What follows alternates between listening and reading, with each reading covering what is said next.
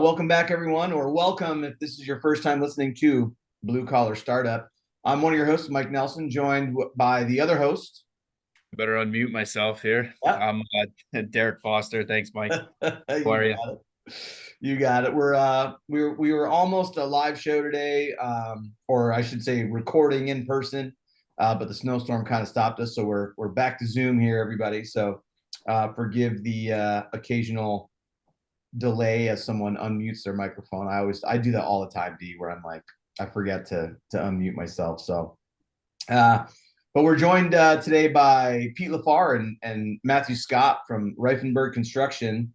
And guys, I maybe just start telling us a little bit about who you are and what you guys do over at Rifenburg. I got online, was checking out the company. Seems like you guys are doing some really cool stuff, and not a small company by any means. Tell us a little bit, Pete, you want to start? Just tell us who you are, what you do over at Rifenburg. Sure. So yeah, my name's Pete LaFarr. I'm the general superintendent with Rifenburg Construction, New York. What does that mean? Basically, I am in touch with all projects and facilitate, coordinate, communicate the needs for each project for both people and equipment. Up until, through season 2024 last year, we had approximately 105 to 110 people working in the field, from superintendents, foremen, operators, laborers. So I go to the projects, I meet and talk with the project superintendents, and then Friday mornings we meet with the project managers and coordinate where all those people and equipment needs are, what is coming available, try to move both people and equipment as seamlessly as possible. So everybody gets a full week's worth of work. All projects are running with the right people, the right amount of people, as well. So it's hectic, it's crazy. The phone doesn't stop, the emails keep coming in, but love the challenges. Couldn't be on a better team. And yeah, we just continue to rise up to every challenge and look at it as an opportunity and just move on to the next. So very excited to be with this company and this team for sure. And how long did you say that you've been with Rifenburg? I joined Team Rifenburg in 2008. Okay. So for a minute, you've been there for a little bit. I've been here for a little bit. Started out as a project superintendent in 2008. There are two sides of Rifenburg Contracting in the Rifenburg Construction. I was actually hired by Rifenburg Contracting as an hourly project superintendent and kind of started doing projects for the Rifenburg Construction side, airports, and others. And in 2019 is when they felt the need to kind of create this general superintendent position with the growth spurts that they were incurring and spreading out throughout the state of New York, and the amount of people on the team and the amount of iron. So they created this position, kind of like the liaison, if you will, connecting the field to the office and office to the field. And they asked me to be that guy, and it's a little intimidating at first, I'm not gonna lie, but it just keeps getting stronger every year, better every year. Great support staff, and yeah, man, it was so far I'm the first and only general superintendent with Rifenburg, so it's pretty cool. Very nice. Yeah, very for nice. sure. Matt, how about you? Tell us a little bit about what you're doing over there.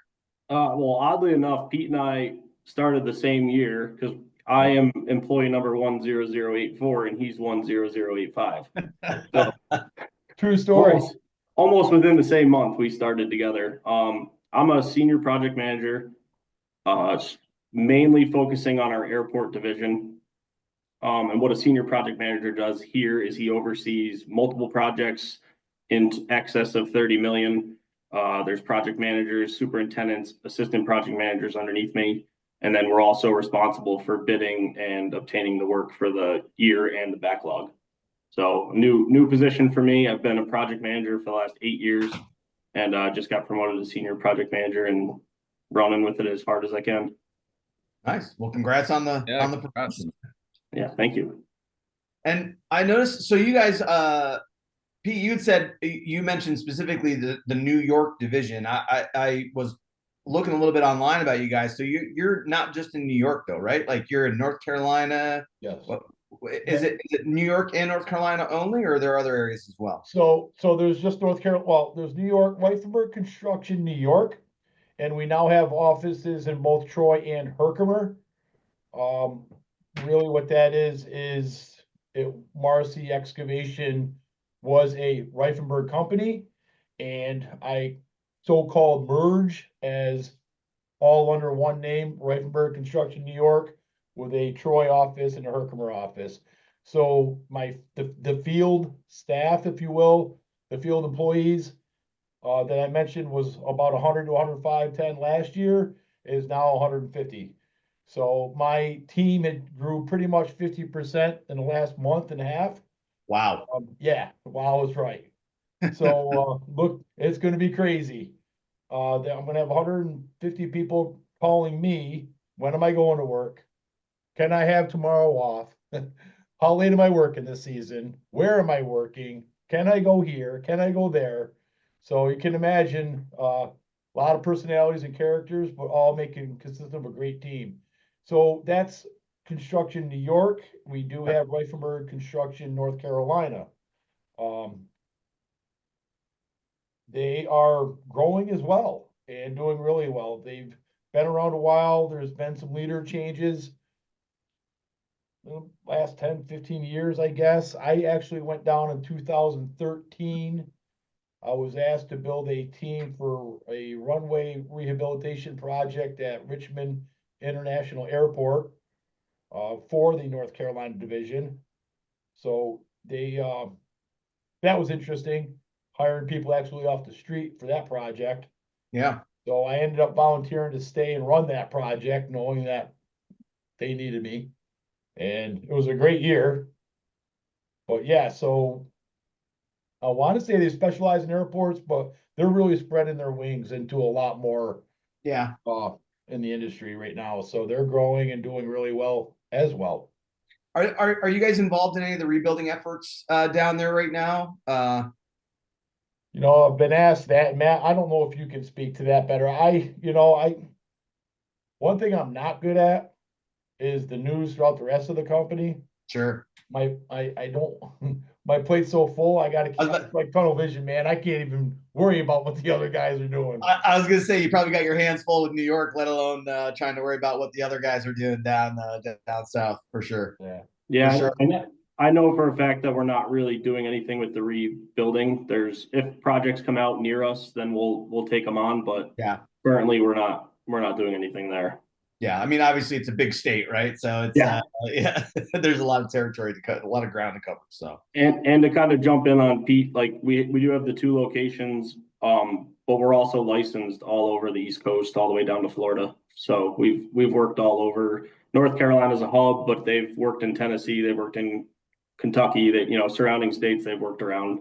And then also, I mean, we've worked down in Miami. Pete and I extensively ourselves worked down in Miami. So we've traveled all over. We're geographically set up and currently geographically expanding our reach just to keep growing. Very nice, guys. Give me 1 second. I'm sorry. I forgot to plug my damn laptop in, and I just got the notification that my battery's about to die. Give me 1 second. I was hoping you weren't gonna have to say we have to start all over. No, he did push record, so that's half the battle. It is half the battle. Yeah, it's happened where I have not pushed that little button. So at least it's not us screwing up. We usually have 1 or 2 every episode, but there's got to be some sort of technical difficulty. Yeah. So I got a lot of questions on the logistics of just that managing projects and traveling. But before we dive into some of that, Pete, what were you doing before you were at Rifenburg? And Matt, I'll ask you the same question. How did you get into the field in general, and what was your background beforehand? So I have to go back a little bit because I have to go back to high school, to be honest with you. My mother was raising my brother and I by herself, putting food on the table. And so 16 years old, I immediately got a job that day, stocking shelves at a local supermarket. turned 18, graduated high school, Saratoga Blue Streaks. I'm right over the hill from you, Mike. Oh, yeah? I'm in town of Moreau. Yeah. Nice. Yeah. So, but Saratoga, born and raised, got a job at the supermarket. And like I said, I graduated high school, did not go to college. Wasn't really sure what to do. Next thing I was night manager, assistant grocery manager, assistant store manager. And luckily for me, they sold. Shut down, sold to Price Chopper, and I got into the industry in 1990. My brother actually worked for a company. My younger brother by a year was working for a paving contractor, and I was able to get a job in 1990 as a union laborer. Did that for a few years. I was promoted to a foreman in 95, took an hourly superintendent position in 1999. And then in 08, we parted ways. And luckily, thank the stars, Mr. Jack Rifenburg scooped me right up. And I've been here ever since. So a little bit by default, I guess. You know, that high school kid not really knowing what he wanted to do, didn't really have the best plan. Actually had fun in the retail business because the rest of the chain had sold a couple years prior, but this particular store stayed for a little bit longer. And the manager and myself got to do our own buying, set up our own sales, did our own retail. So that was exciting. But being a manager at a young age, 18, 19, you know, it was working with people and managing people at a young age. And make no mistake about it, we're in construction industry, but we're in the people business, right? When you got a team of 150 people and you want to keep good people, you have to know how to treat the people. And that's what it's really all about. So it's actually turned out to be an experience I think is actually helping me with what I do today, to be honest with you. But when the store sold, then I was like, oh shit, what am I gonna do? Had a fiance by then. Don't think we were expecting our first child by then, but it wasn't shortly after. And so, yeah, it just kind of reached out to my brother, had a little relationship, and I said, well, I'm gonna go into construction. And, you know, I didn't know a whole lot. My father was never around. My mother kept my brother and I in sports as kids to kind of keep us off the streets the best she could. The best she could. She tried. She did good. But yeah, so I didn't really have any background, and I started out as about as green as a laborer could get. But once I started having my first son out of three, I'm like, I gotta buckle down here. You know, I'm got a family, so it's just started getting into plans. I remember an old timer telling me, if you can't picture what you're building, you can't build it. So I started looking at the plans and then just developed those skills to be able to read blueprints and just years of experience and getting stronger and stronger to build these projects. And, you know, like I said, working on building a family, and yeah, it just kind of took off from there. How about you, Matt? So oddly enough, Pete and I work hand in hand, and I took a completely different route. Started when I was 12. My grandfather owned a contracting business, worked with him through the summers, building houses. Then I was, undecided, so I went to Hudson Valley, which I know you guys are big proponents of the Blue collar college, baby. So I actually went to Hudson Valley and talked to some people, and the last thing that I wanted to do was civil engineering. I thought bridges, roads, that's the most boring thing in the world. So I was going to go for like computer integrated design or some kind of design work. And somehow I accidentally fell into the civil engineering program. And it was kind of crazy because there was a long wait period to get in, but I somehow got in and I never looked back. So I went to Hudson Valley for 2 years, got my bachelor's degree from SUNY IT. Between SUNY IT, my 2 years there, I wanted to get just some money in my pocket. So I walked down to Rifenburg Construction, which was like, I don't know, 10 miles from my house. Sat in a conference room with George Rifenburg, and he said, you know, I said, I want to be a flagger for the summer. And he said, you're not going to be a flagger. You're going to be in the office. So blueprints on my desk, started bidding projects, got put on a project in the field as a project engineer up in Malta. And then when I graduated, I had a full-time job with them as an assistant project manager and estimator. Started working through getting work. And as I got work for relatively too cheap, is what I was told, I had to go run that work. So kind of got my hands dirty, and I pretty much started in the field and worked my way all the way from labor to surveyor to foreman to superintendent to project manager. So I've accidentally wound up in the field, and here I am sitting in the same office with Pete. You know, different path, different technique, but touched all the same things at the same time. What do you think made George pull you from being a flagger into the office? I think just with my interview process, and you know, as kind of similar story to Pete, we had a rough patch in my family where my mom got hurt and my dad was working 3 jobs to get us going. So money was a big thing to kind of pay my way through college, and him knowing that, and like also knowing the fact that every time I worked somewhere, like at Jiminy Peak, I was assistant lift manager, and at, you know, I ran a pizza shop while working high school. I was a manager at a pizza shop and worked, you know, left at lunch and made dough and went back to school, and then he just kind of knew my drive and said, you're not going to be a flagger. You're going to be something more. And he has that way of seeing that in people. So I went from what hard work pays off, huh? Yeah, I went from what I thought was going to be a high paying hourly position to in the office, like not sure what this meant, but I didn't even know how to run a printer or turn on, you know, a fax machine. But you know, he saw that I could figure it out, and that's kind of been my whole life goal, is just figure it out. And for any of those listening, I did flag for a couple of years, so don't think that that's, you know, it's happy for Matt and his path, and how George is just unbelievable, and he knows how to pick talent and knows where to put it. But for those, don't get discouraged, because just because you're a flagger too, which I think is one of the most important jobs out there, by far the most underestimated jobs as far as appreciating the value of a good flagger. That was me for a couple years. So, you know, like I said, I started out as green as they get. And so that's the guy that gets the flag, right?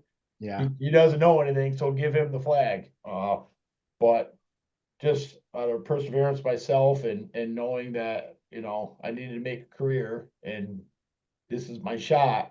I basically did what I was asked, and learned from everything I could learn, just to get stronger and stronger at it. So I started out as a flagger, and I'm proud to say I'm a general superintendent of a very large, successful company. Oh, and I've had weeks of flagging. I'm still flagger certified, so don't think I don't flag. Yeah, right. Whatever it takes, wherever you're needed. Hey, I know Dee's got some logistics questions. Before he gets into those, just a quick question: are you guys a union, non-union, hybrid? So Rifenburg Contracting is a union division. And again, that is where I was hired originally and started in 08 Yep. as a non-union hourly superintendent. But the craftsmen, the operators and laborers were union.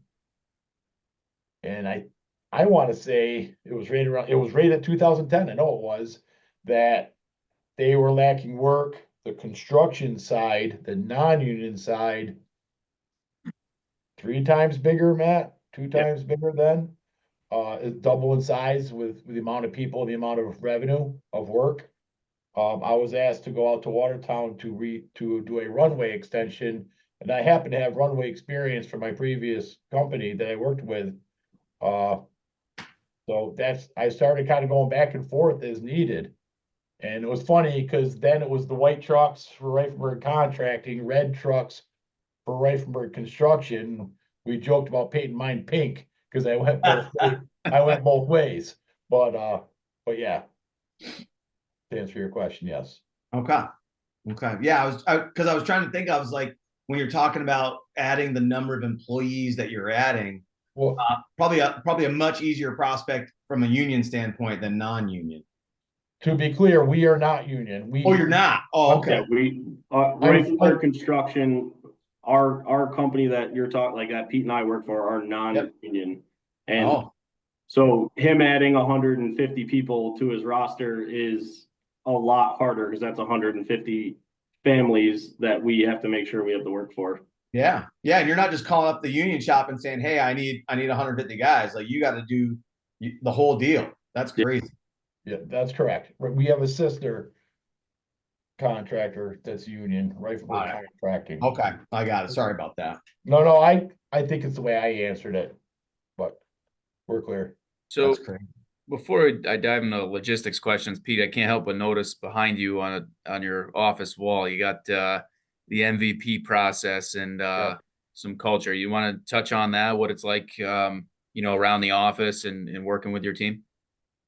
It's something I just have a lot of pride in. It's something that I and the team had worked on, not this past winter, the winter between 23 and 24.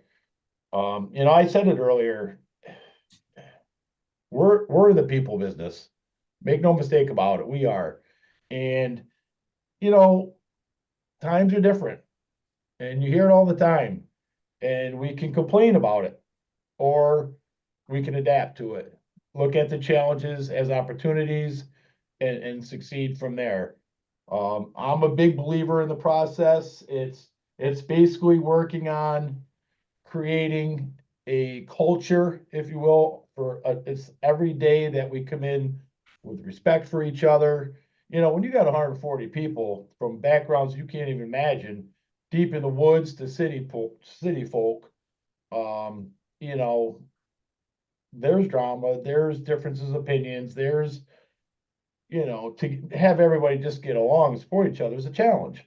So this company founded in 1958 as a family owner operated company, 30, 40 people through the 60s, early 70s. I can't speak to when their growth spurts were, but we have some old school veterans in this company still working that, miss the good old days. And a lot of people do, but with growth comes these challenges. So yeah, we want a culture where, when we come into work, we're not blaming and complaining. I mean, I could read through it. Now, did you come up with that yourself, Pete? You and the team? No. This was a full team effort. It's awesome. led by our division manager, the vice president, now president of Rifenburg Construction. So, first we worked on what is our mission, right? So we created a mission, which was connecting communities with our dedicated construction team. We build interstates, highways, we work on bridges, airports, runways, taxiways, railroad right-of-ways. So we thought it was pretty, connecting communities, right? So that's basically our mission, why we exist. The vision is to work to have the best people, quality, products, and reputation on the market. And we mean that. When people hear Rifenburg, we want people to say, yeah, they do outstanding work. They've got great talent. They're a great team. Our core principles, how we do what we do, is so our acronyms for RCI New York are respect, to follow the platinum rule. You always hear treat people the way you want to be treated. Treat people the way they want to be treated is what we believe. Commitment, do what you say. Do what you say you'll do, staying loyal to what you said you would do long after the move. There's a lot of people say, I'll do this, I'll do that, I'll do this, but they don't necessarily do what they say they're going to do, right? Integrity, do the right thing. Do it like nobody's watching. If you don't do the little things right, you're not going to do the big things right. Never work alone. We over me mentality. No colleague left behind. If you want to go fast, go alone. If you want to go far, go together. Your job. You are the difference in our team. Everybody does their part, holding themselves and others accountable. Your accountability all the time. I've succeeded, that's not the right word. Lucky and happy to say that I went through some pretty extensive training last year on accountability with Top Gun teamwork, ex-fighter pilot teacher Cujo, led, and Psych, another fighter pilot from Top Gun, led these courses on accountability, real strong stuff. And when we actually had Cujo for a workshop, and when he said they, he can teach and train so that people actually want to be accountable, it just alarms went off. I'm like, well, I got to see this. I got to hear this, right? Because that's really what it comes down to is accountability. Own your shit, man. So moving on, we have what we call above the line behavior, below the line. We want solution-oriented thinking, no blaming, complaining, we over me mentality, understand attitude is a decision, coachable growth mindset. I should be doing the opposites as I do these. Coachable growth mindset compared to the below the line behavior, which would be non-willing to change, fixed mindset. Everybody's got their own filters, right? They see things the way they want to see them. We have to open that up. We have to expand that. All of us together are a lot smarter than any one of us, right? So why wouldn't we use all that? Why wouldn't we confide in each other, trust each other, talk to each other, open up, and be willing to look at it from a different avenue? Energy giver, energy lifter, not an energy taker or an energy leaner, right? We don't want that guy that's plain whining the whole time and just sucking the energy out of you and the rest of the team. Embrace and overcome adversity, see challenges as an opportunity, compared to below the line behavior, sees adversity as the end of the road instead of a bend in the road. So yeah, that's something we've developed, worked on pretty hard, I think, Matt. Yeah. And we actually got 3x2 posters. We're posting on the job sites, we're posting in the offices, and we still got old school people that we're trying to understand what we're trying to create for all the younger people coming in. And yeah, that's basically what we want here at Rifenburg. Yeah, I mean, we've all started, I started getting yelled at, screamed at. That's how you learned. And the generations coming up just don't want to do that. And we're breeding above the line behavior, and it's, that's out of that whole culture and MVP process. That's the most that sticks with our field staff is above the line. So if somebody's commenting on something and it's not positive, it's not a solution, there's 5 people that are gonna be like, let's start thinking above the line, guys. It's something we're living. And I mean, we've built some of the craziest, most extensive and intricate jobs that I've ever been a part of, from an F1 Miami racetrack to the ski jumps in Orda, Lake Placid, to a 2-month shutdown runway. And you can't do that alone. You can't do that without being a team and having a culture that you're all working together for the same goal. I mean, the work we do is not easy. The work our team does is not easy. So how do you make it better? How do you make it more enticing? How do you keep people motivated? It's have a positive attitude and just find the good in everything you're doing and work on, what solutions can make this better. And, teamwork is the only way that we've succeeded.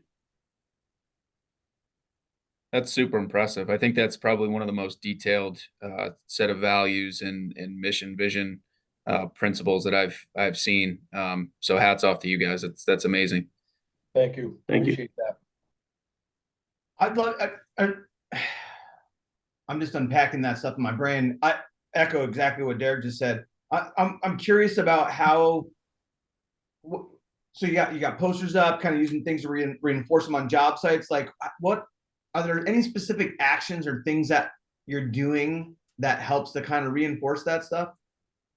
So last year was really the first year with this, right?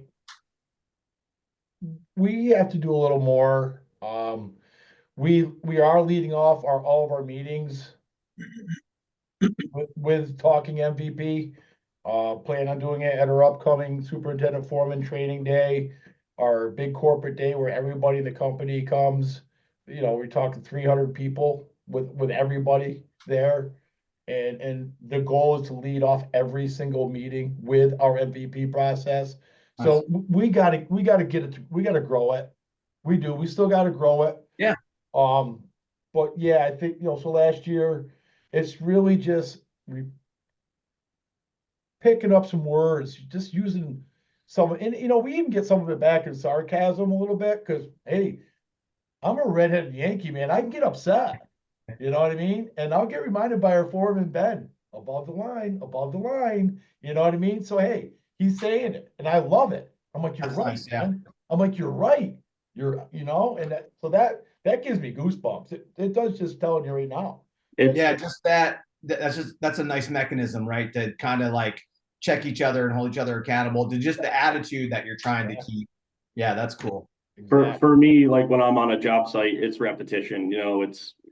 When I show up on a job site, I'm not there all the time, but when I do show up, I try to walk and talk and, shake everybody's hand and like, you guys are doing a great job. I'll buy lunch if I can. We're promoting the positive attitude. We're sitting in a room. I'm going to stay the night. Let's get in the room after work's done and go through the plan and walk through the plan as a team and make sure you guys understand that like the office has a CPM schedule that's driving this project and we have goals, but how do we get you what you need to get those goals? And that's been my take on the MVP process. And every time I step on a job site, how can I make their lives easier? Because my job doesn't exist without our field staff. Yeah. Pete's job doesn't exist without the field staff. And it's our job to make their lives as positive and as good as possible so that we can still do what we do every day. Yep. That's awesome. Yeah. All right, let's get into the logistics, baby. What do you got? Well, I got one more thing on this is awesome. I love it because we started doing something similar about a year and a half ago, and we do the same thing. We read it off before meetings, and it really does work. It starts to resonate with people after a while. So, Mike, I'm going to jump kind of ahead and then go back. But normally, a question that we ask is, what is the outlook on today's blue collar workforce, if you will, right? And obviously, Matt, with what you said, you recognize that the workforce is changing. You got some younger guys coming up who may have different life experiences. They may, come from different backgrounds. You guys are working really hard to be able to welcome them with open arms and adapt a little bit to that new personality. So in your opinion, what do you both think about today's younger workforce, right? Because a lot of people say nobody wants to work anymore, but from what I've seen, in my opinion, some of it is on the employer as well to engage with those people and be available. Yeah, I mean, I can jump in, Pete. The generations coming up, the younger workforce that doesn't want to work, we're super fortunate to have a really strong young bench right now. We do a lot. Pete does a lot with like one of our things is rising stars. If we're noticing that somebody is showing the effort and the want and the need, that's a lot of what this generation wants is a direction and plan. And if we see you wanting that, we're going to give you that opportunity. And a rising star is one of our options to do that. So Pete has this org chart with all of our foremen on it. And if you're showing those tendencies, you're going to become a rising star and you're going to start getting invited to the foreman super day. We're going to start showing you what foremen do. We're going to start putting a little bit more on you to see how you shake out, but we're also going to support you while we do it. And that's kind of what I've noticed as our success is that, as long as you have a plan for them and you're willing to help them get to it, we're super fortunate with what we have. Pete, you can touch a little bit on that as well, but yeah. So Derek, you're spot on, right? So and you do hear that a lot, and nobody wants to work, kids don't want to work. We were kids and our parents had comments about our generation, right? So it's just the same thing. It's a little different, but it's the same thing. Throughout all my Top Gun training last year and amongst other training, and again, we can look at this, we can complain about it, bitch about it, or we can figure out a way to adapt it, work it, look at it as an opportunity. And we're in the people business, and I'm learning that, they need a little assistance, they need a little direction. they need to get that pride, and how they get that pride is teaching them the why. When people know why they're doing something, because it just seems like labor. Why am I doing this? Well, when they learn the why, that if you with pride in this job, the grandfather with his grandkids driving down the highway in the car is going to make it safely to his destination, or at least he's not going to get an accident from the road we built. You know what I mean? There's just or working on a runway, the aircraft that's landing. I mean, how many? I can't remember the amount of planes that they said, Matt, that landed in Buffalo. We did really very, very proud of our Buffalo Airport project we did last year. But when they learn the why, it really it gives them that little bit more incentive to drive. So we can bitch about it, or we can figure out a way to work with it, manage it, and help it along and work for both of us. That's where we're at. That's where I'm at. Yeah, and I think we're doing a lot of outreach, trying to, I mean, the workforce is obviously dwindling for blue collar, and appreciate this podcast and what you guys do. But we got to get to that level of high school, that level of even middle school. Like these are real careers, these are real jobs, and there's growth of potential. And it's not all go to college and get liberal arts degrees. There's literally, this is the next big thing that we're all going to need. It's not a bunch of technology and computer based things. We got to start getting in and ahead of the need of people that are going to be blue collar. And so that's what we're trying to do. We're going to colleges, we're going to job fairs, we're going to high school, and middle schools. I did a career day at a middle school with Kara from HR, Yep. Bought some toy rock trucks and dozers and set up a booth and talked to the kids. And we actually brought a mini excavator out, had it in the parking lot, brought the kids out to put inside, and yeah, that was exciting stuff. That's awesome. We'll have to make an introduction for you guys to Doug Ford and Pam Stott. They started the Northeast Construction Trades Workforce Coalition, and that's exactly what they're doing. They're getting into a lot of the schools, reaching some of the younger kids. So we'll have to make that connection for sure. Yeah, awesome. Great, thank you. Appreciate that.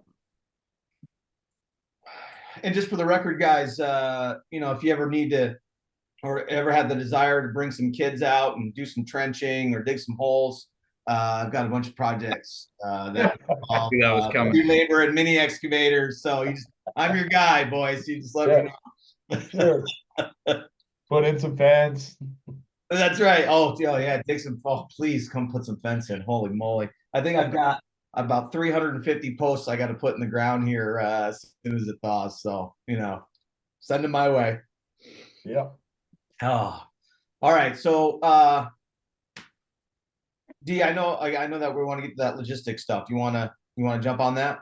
Yeah, I'm just curious. I mean, obviously, you guys work on a lot of cool projects. I think you said, Matt, the F1 racetrack, is that accurate, down in Miami? Yep.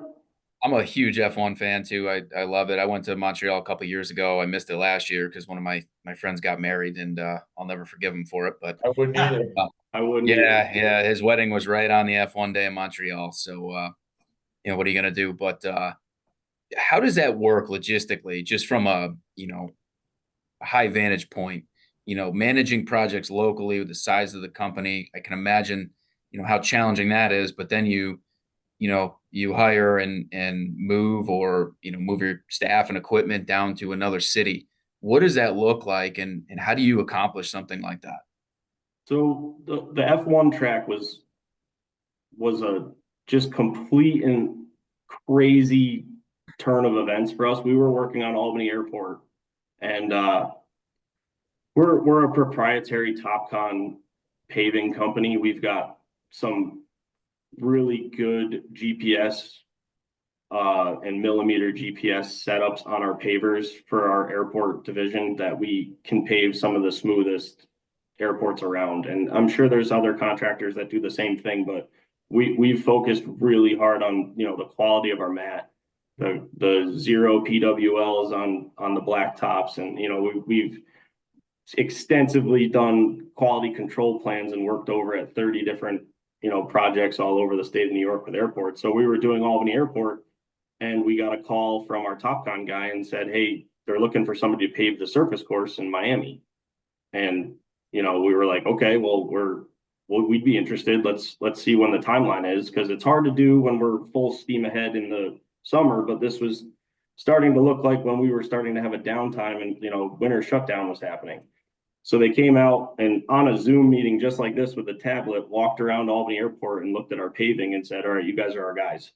We're gonna set you up. And so we went through the extensive quality control plan, creating a team, creating a 3 paver wide echelon paving. So all 3 pavers, MTVs, 4 rollers, a whole team of quality control people behind them. And we paved this surface course with our crews that were just about to get laid off from the season. So it timed out really well. It was actually February. So everybody, we sat them in a room and we said, we have this amazing opportunity. We're going to, pay you the New York rates, which is big. I mean, Florida and New York has a different prevailing wage schedule, whether there's prevailing wage in New York or in Florida at all. But we said, we'll pay you the New York rates. We're going to book hotel rooms. We're going to fly you guys down there, and we're going to get this 2-month project done as a team. And multiple project managers went down. Pete was down there. I was on the ground as quality control manager, and we worked with the guys. It wasn't just like, hey, you're going to Miami, good luck. It was, we went with you. And what an amazing experience. I think it was, we just got the 3-year, I did a post on LinkedIn and we just got the 3-year update on like finishing. And it was the coolest project because it's something we've never done, but it was so extensive in planning and executing, and the team did so good. And we, at the end of it, you all high five and you're cheering, and then we go to the race as a team and watch the race happen. And it was really awesome. So we built that team mentality before we went down there, and we brought as much of our equipment as we could. We tried to hire or rent local equipment so we didn't have to truck it all down. But I mean, before we even stepped on site, we were getting, link or Snapchats and text messages from the lowboy drivers. Hey, we're at Hard Rock Stadium with our paver. It was kind of cool to bring all of our own stuff down there, especially when it was going to sit all winter long anyway. Wow. So a lot of planning and a lot of team meetings to just, get everybody on board. That's how we got everybody to go down there. How many people did you have to take down there for that job? There was over 40 of us. Wow. Yep. Just the logistics of that alone, I can't even imagine what it takes to keep all that organized, and just the moving the people, let alone doing the actual job, right? Like, yeah. Getting 40 people down to Florida, and equipment down to Florida, hotel, meals. How good did they give you good seats for the race? No, we had to get our own tickets. It was all that and more. Just so proud to be part of that, in the industry for over 30 years, and really dipped and dabbed in everything. And to be part of that, man, it was just such a proud moment. And we weren't really wanted, you gotta keep that in mind. The paving contractor that did the first few lifts, and Matt, please correct me if I'm misspeaking, but I feel like, they felt they couldn't meet the tolerance. It's almost impossible tolerance, but they found somebody that could. And we did. So with profile and cross slope, the smoothness, you name it. It's what was really one of the challenging things that I kind of was in charge, responsible of is, as you can imagine, Derek, you're not going to pave the whole track in one day. We're echelon paving, so we're getting full width continuously without any cold longitudinal joints. But your temporary termination transverse joint has to land in a non-braking or acceleration zone. So you've got these few this big. Yeah, you've got these few pockets that are 10, 15 feet, 50 feet long that you have to land in, or everything you put down that day has to come up. Oh, all right. Even more on that, if the paver breaks or there's a stop in the pavement, that day it gets completely ripped up. So the logistics of getting everybody down there wasn't even as hard as the logistics of hitting those end joints, making sure nobody stopped. At one point, we had a paver break, and the mechanic was under, like on the paver, rehooking up the steering while we were still going. Like you couldn't stop. The trucks had to hit you at the right time. It took all of our efforts just to get that done, and it's like to be done, and like the amount of radios we had talking back and forth between the back with the rollers and the front with the pavers and Pete with the trucks, and it was the craziest, most proud moment I've ever seen a team like hit a target. It's just every day was exciting. No question. You guys should tell that story at the high schools, man. Everybody will want to sign up, Oh, yeah. right? Dude, it was so cool, you know, the Yeah. stress and the pressure. And man, I'd get so nervous because you got 26 trucks coming, you got 3 pavers going, none can stop. You got to land in this spot. You don't want to be 200-ton extra because you're eating it at cost, right? But you can't fall short, you know. So that made it a lot of fun for sure. It was almost one of those projects where I was like, that was my adrenaline rush, and how do I top it? And go figure, we go and get Buffalo Airport and we top it. So whenever I think I'm like, I've hit my project that I'm like, okay, I'm going to be bored for the rest of my career, I just keep getting surprised. True story. How much, I mean, I have to assume that the only way you're pulling something like that off is with some crazy amount of planning, Yeah. right? Like what was the amount of time of planning versus the amount of time actually doing the work, do you think?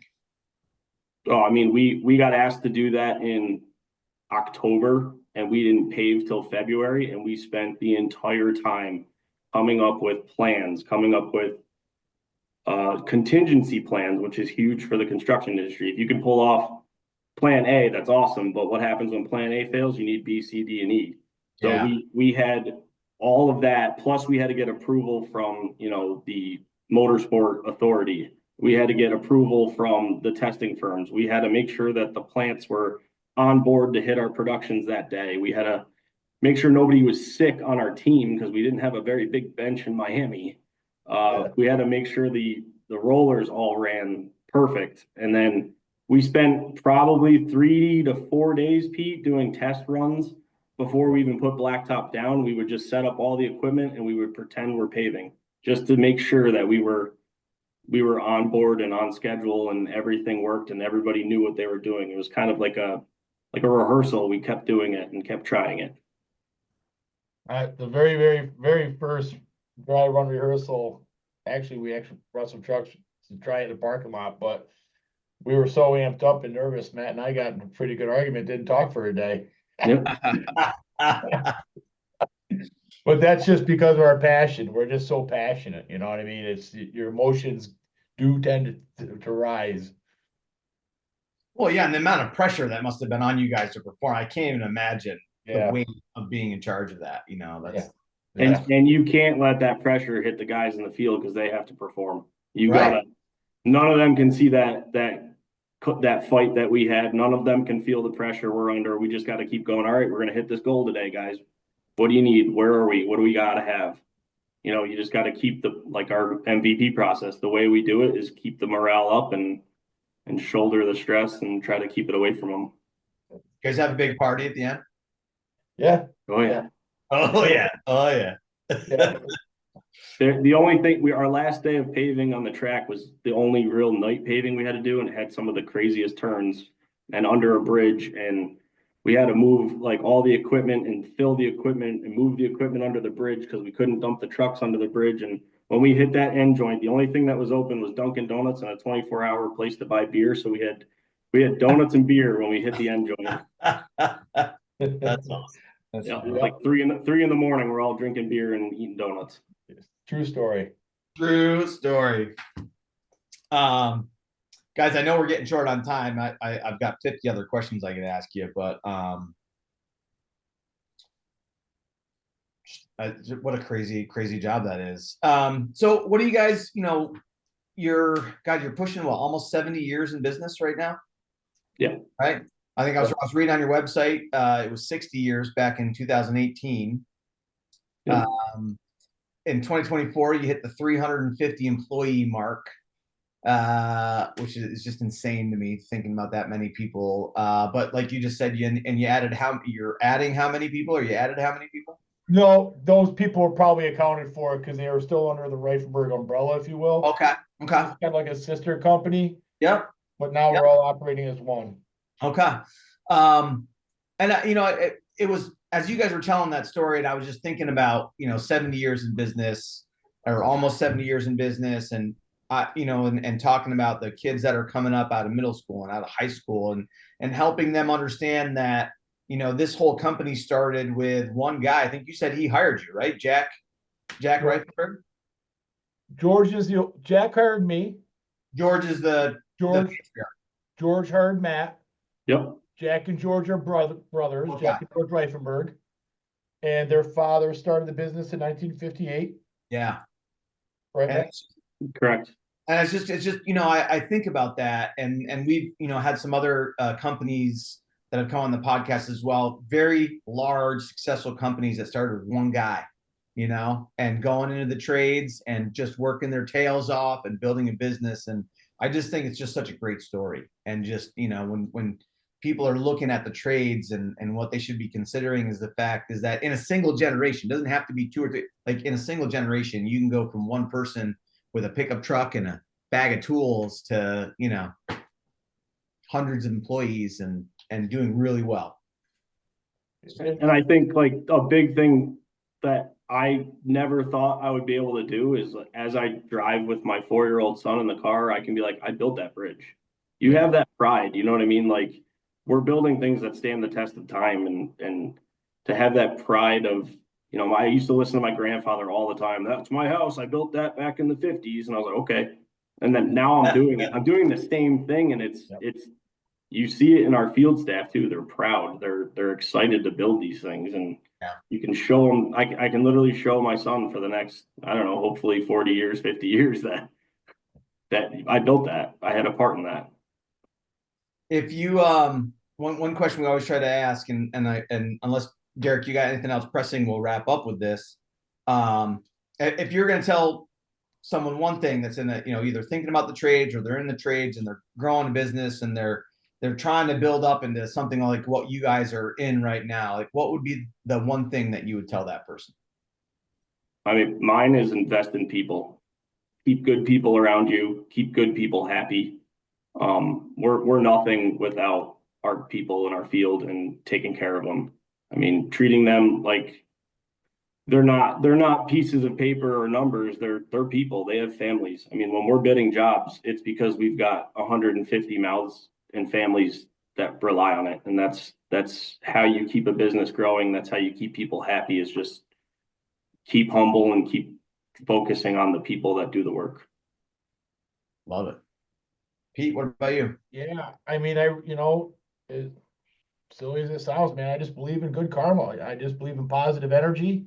I've had 2 doors close. I've had 2 doors open, and I couldn't be in a better place. I'm grateful for the team I'm a part of, for the ownership, having the opportunity, and I'm blessed. It was some good upbringing, but it's the